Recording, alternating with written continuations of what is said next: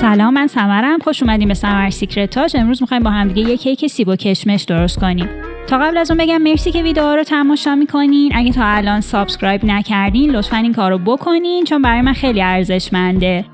مواد لازم کیک سیب و کشمش رو اینجا دارین میبینین. توضیحات فارسیش هم مثل همیشه براتون توی دسکریپشن گذاشتم.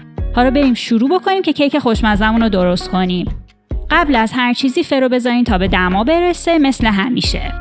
سیبی که دارین پوست بکنین، اون قسمت‌های وسط سیبو در بیارین و بعد سیبا رو اسلایس بکنین. اسلایس‌ها نباید خیلی باریک نه خیلی ضخیم باشه. برای اینکه سیبا سیاه نشه تا داریم کارامون رو می‌کنیم، یه دونه لیموی متوسط رو روش بچلونین و حسابی با هم دیگه مخلوطش کنین، بعد بذارینش کنار.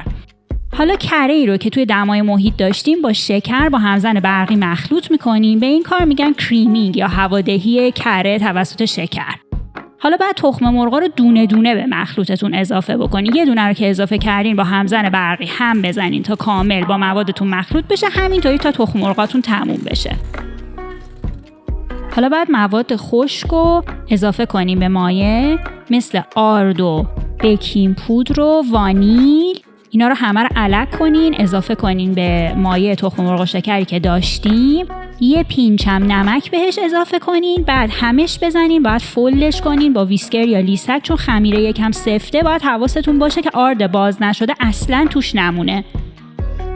حالا قالبی رو که میخواین ازش استفاده بکنین چرب بکنین.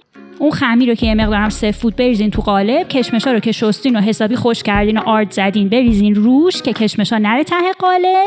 بعد از اینکه ریختین، حالا نوبت سیبا رو که اسلایس کردین به صورت قطری توی قالبمون میچینیم. سعی کنین که سیبا روی کشمشا رو بپوشونه تا اون کشمشایی که رو میمونن هم توی فر موقع نسوزن.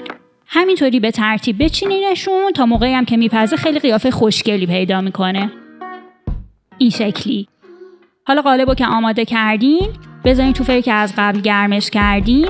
حدود نیم ساعت تا 45 دقیقه براش کافیه، ولی چشمتون به سیبا باشه. سیبا نسوزه، یه کوچولو فقط رنگ بگیره، این شکلی بشه. بذارینش روی رک مثل همیشه که خنک بشه. بعد از اینکه خنک شد با چاقو خیلی آروم کنار قالبتون رو باز کنین. کیکتون رو جدا کنین از قالب. من از قالب کمربندی استفاده کردم که راحت بتونم بازش کنم و کیکو از توش در بیارم. یه کیک به این خوشگلی دارین که هم میتونه یه صبحونه یا یه عصرونه خیلی خیلی خوشمزه باشه براتون.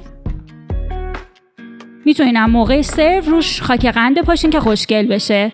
اگر ویدیو رو دوست داشتین لطفاً لایک کنین، چنل رو سابسکرایب کنین. آدرس اینستاگرامم برای ارتباط با شما بود. مرسی، ممنونم ازتون.